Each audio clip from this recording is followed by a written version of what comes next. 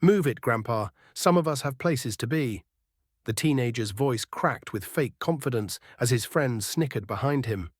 The old man didn't respond. He just stood still, slightly hunched, gripping the handle of a faded cane, his shoulders trembling more from time than fear.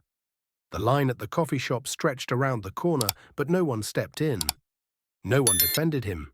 Not at first.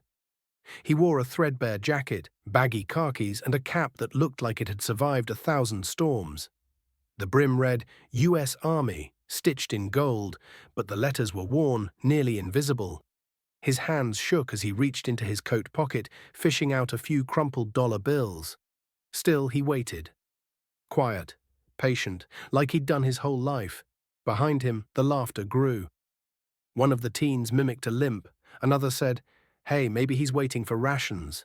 More chuckles. Even the barista seemed unsure what to do, eyes flicking nervously between the register and the growing crowd.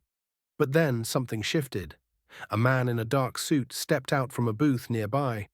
Mid-40s, clean cut, stern face. He leaned toward the ringleader and whispered something no one else could hear. The kid's smile dropped. His posture stiffened. He took a small step back, glancing again at the old man.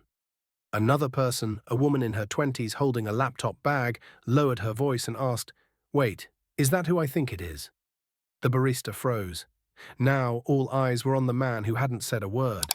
The man who simply stood, gripping his cane like it was more than wood and metal, like it had held him up through more than just old age.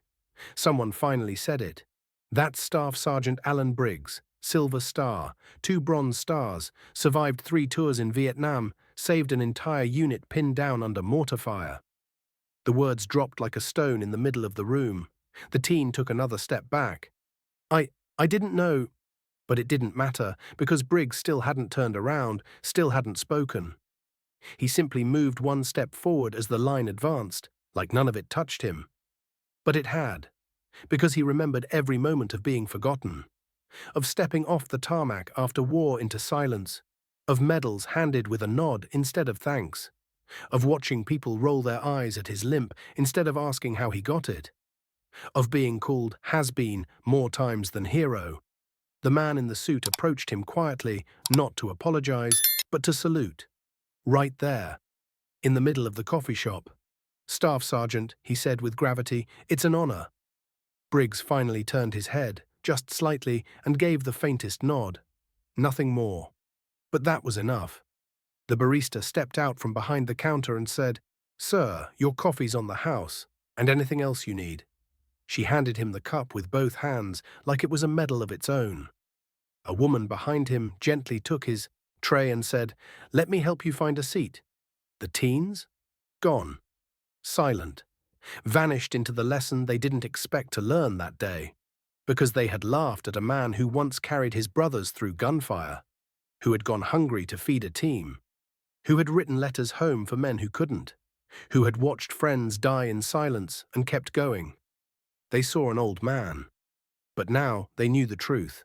The coffee shop was never the same after that. The staff made sure a table was always open for him. Strangers asked to sit with him. Some just shook his hand, others cried. He never told war stories, never bragged. But the more people listened, the more they realized what had stood in line that day wasn't just a veteran, it was living history. It was grace. It was strength that never needed to shout. And as for Staff Sergeant Briggs, he still showed up every Thursday. Same jacket, same cane. But now people stood when he walked in. Not out of guilt, but out of respect.